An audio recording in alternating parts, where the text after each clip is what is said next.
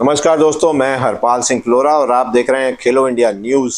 खेल संगठनों पर सरकार का शिकंजा जो है वो कसता जा रहा है। बहुत ज़्यादा स्ट्रिक्टनेस, बहुत ज़्यादा जो हमारे नियम हैं और जो एडमिनिस्ट्रेशन है उस पर जो है वो सख्ती जो है सरकार की बढ़ती चली जा रही है। अभी राज्यसभा में हमारे जो खेल मंत्री हैं मनसुख मांडविया, उन्होंने जो है वो रिफॉर्म्स, जो एथलीट्स को जो सपोर्ट मिलती है उस पर रिफॉर्म्स को लेकर जो है वो वहाँ पे आंसर दिया, जवाब दिया। तो रिटर्न जवाब था। मैं आपको उस पर जानकारी देता हूँ। सरकार राष्ट्रीय स्तर पर खेलों के विकास, प्रचार प्रसार के लिए नेशनल स्पोर्ट्स फेडरेशन को मान्यता देती है, जो कि 2011 के national sports development code of India के तहत मानदंडों पर आधारित होता है। किसी भी अंतर्राष्ट्रीय खेल प्रतियोगिता के लिए खिलाड़ियों का चयन संबंधित एनएसएफ की जिम्मेदारी होती है। वो बात अलग है कि अभी हाल ही में कुछ संगठनों को जो है वो दरकिनार कर स्पोर्ट्स अथॉरिटी ऑफ इंडिया की तरफ से सिलेक्शन किया जा रहा है। 3 फेडरेशंस जो हैं, 3 जो खेल हैं उनका सिलेक्शन किया जा रहा है आने वाले जो हैं वो इंटरनेशनल गेम्स के लिए। तो चलिए, वो एक अलग मैटर है। तो इन संस्थाओं से अपेक्षा की जाती है कि वे निष्पक्ष और पारदर्शी चयन प्रक्रिया अपनाएं ताकि हर स्तर पर जवाबदेही और पारदर्शिता सुनिश्चित की जा सके। टॉप्स यानी टारगेट ओलंपिक पोडियम स्कीम के अंतर्गत खिलाड़ियों को ट्रेनिंग और प्रतियोगिताओं में भागीदारी के लिए वित्तीय सहायता प्रदान की जाती है। इसके अलावा खिलाड़ियों को हर महीने आउट ऑफ पॉकेट अलाउंस यानी ओपीए भी दिया जाता है। यह सहायता direct benefit transfer DBT portal के माध्यम से समय समय पर दी जाती है, जिसमें कोई देरी ना हो।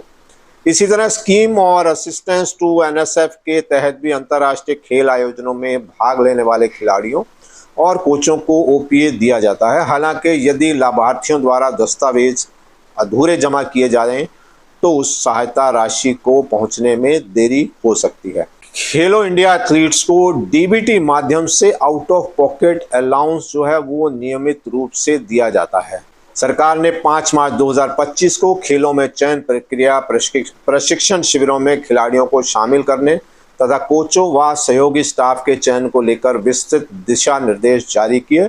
इसमें यह स्पष्ट किया गया कि अंतर्राष्ट्रीय प्रतियोगिताओं में भागीदारी की जिम्मेदारी केवल संबंधित एनएसएफ की होगी और इस प्रक्रिया में सरकार या साई की कोई प्रत्यक्ष भूमिका नहीं होगी। ये सब जो मैं जानकारी दे रहा हूँ ये वहाँ पर रिटर्न रिप्लाई दिया गया है खेल मंत्री मनसुख मांडविया की तरफ से राज्यसभा में। तो इन दिशा निर्देशों की जो मुख्य बातें हैं वो इस प्रकार हैं। प्रत्येक एनएसएफ यानी नेशनल स्पोर्ट्स फेडरेशन को एक मानक चयन समिति बनानी होगी जो सभी प्रतियोगिताओं और कैंप्स पर लागू होगी। यह नीति फेडरेशन की वेबसाइट पर अपलोड होनी चाहिए और इवेंट से कम 3 महीने पहले अपडेट कर दी जानी चाहिए। चयन ट्रायल की वीडियो रिकॉर्डिंग या सीसीटीवी मॉनिटरिंग आवश्यक होगी। इन रिकॉर्डिंग्स को चयन समिति की कार्रवाई की रिपोर्ट के साथ साई को भी भेजना होगा। ओलंपिक, एशियाई खेलों आदि के लिए चयन नीतियां इवेंट के कम से कम 2 साल पहले वेबसाइट पर प्रकाशित करनी होंगी। इस चयन समिति का संगठन नेशनल स्पोर्ट्स फेडरेशन अध्यक्ष द्वारा किया जाएगा। यह समिति आदर्श रूप से high performance director, chief coach, विदेशी कोच या पूर्व अंतर्राष्ट्रीय खिलाड़ी जैसे मेजर ध्यानचंद खेल रत्न या अर्जुन पुरस्कार विजेता द्वारा संचालित किया जाए। चयनकर्ता खिलाड़ी कम से कम 4 साल पहले सक्रिय खेल से रिटायर हुआ होना चाहिए। यानी कि ऐसा संभव नहीं है कि आप 2 साल पहले अगर कोई प्लेयर रिटायर हुआ है तो आप उसको उस कमेटी में डाल दें। कम से कम 4 साल का जो है वो गैप होना ज़रूरी है। 4 साल पहले वो जो स्पोर्ट्स से जो है वो रिटायर हो गया हो। जो रेगुलर खेलने वाला जो खिलाड़ी है वो 4 साल पहले रिटायरमेंट उसकी हो गई होनी चाहिए। हर एनएसएफ के पास स्वतंत्र शिकायत निवारण तंत्र होना चाहिए, यानी कि डिस्प्यूट रेजोल्यूशन, जिसमें शिकायतों का समाधान 7 दिनों के भीतर हो सके। शिकायत समिति चयन समिति से स्वतंत्र होनी चाहिए, यानी कि दोनों अलग अलग होनी चाहिए। Scheme of assistant to national sports federation के तहत मान्यता प्राप्त फेडरेशनों को भी प्रशिक्षण, अंतर्राष्ट्रीय आयोजनों में भागीदारी, राष्ट्रीय चैंपियनशिप का आयोजन, भारत में अंतर्राष्ट्रीय प्रतियोगिताओं का आयोजन, विदेशी कोचों की नियुक्ति, वैज्ञानिक व मेडिकल सहयोग आदि के लिए वित्तीय सहायता दी जाती है। 22 मई 2025 को सरकार ने इस योजना के नियमों में संशोधन करते हुए जूनियर खिलाड़ियों के लिए फंडिंग और सपोर्ट बढ़ा दिया है। नई संशोधित गाइडलाइंस के अनुसार हर एनएसएफ को अपने वार्षिक बजट का कम से कम 20% हिस्सा ग्रास रूट विकास जैसे स्कूल के प्लेयर्स को ट्रेनिंग पर खर्च करना जरूरी हो गया है। सीनियर, जूनियर और सब जूनियर, यूथ, कैडेट श्रेणी में राष्ट्रीय चैंपियनशिप आयोजित करने के लिए हाई प्रायोरिटी खेलों को 30 लाख तक की सहायता दी जाती है, जबकि प्रायोरिटी व जनरल खेलों के लिए राशि 25 लाख तक होगी। सीनियर खिलाड़ियों के लिए डाइट चार्ज 690 से बढ़ाकर 1000 रुपये पर डे और जूनियर खिलाड़ियों के लिए 480 से बढ़ाकर 850 रुपये पर डे कर दिया गया है।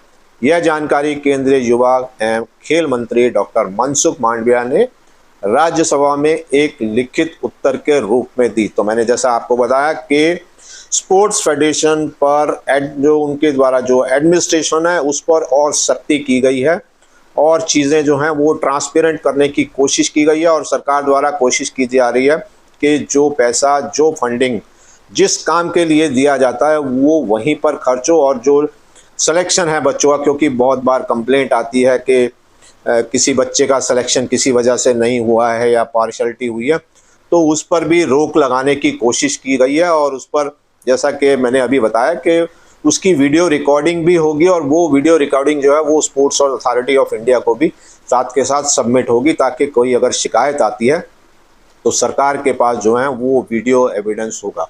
तो सभी फेडरेशंस के लिए जो है वो काम करना इतना आसान नहीं रह गया है। पहले जो आप जिस तरीके से फेडरेशन चला रहे थे, कुछ भी कर रहे थे, वो सब करना अब इतना आसान नहीं रहा है और इसमें कोई दो राय नहीं है कि इन सब चीज़ों के लिए जो आपके एक्सपेंसेस हैं वो भी बढ़ते चले जा रहे हैं। और हमारे जो स्पोर्ट्स मिनिस्टर हैं उन्होंने पीछे हाल ही में कहा था कि हर एक फेडरेशन के साथ वो कोशिश करेंगे कि कॉरपोरेट सेक्टर की एक एक कंपनी जो है वो अटैच कर दें, ताकि जो फाइनेंशियल जो इश्यूज आते हैं, प्रॉब्लम्स आती हैं फंडिंग को लेकर, वो दूर हो सके। तो दोस्तों अब आपको बिल्कुल ध्यान रखना होगा, एक एक चीज़ हो सकता है कि कोई गाइडलाइंस अभी भी नहीं आई हो और जिन पर विचार विमर्श चल रहा हो, तो आपको पहले से ही ध्यान रखना होगा कि आपकी जो वर्किंग है, जो एक्टिविटी है, उसमें पूरी तरह से ट्रांसपेरेंसी की ज़रूरत है। और वैसे तो मैं भी कहता आया हूँ कि प्लेयर्स फर्स्ट पॉलिसी होनी चाहिए, तो सबसे पहले खिलाड़ी का हित ध्यान में रखते हुए ही सभी डिसीजन लेने चाहिए।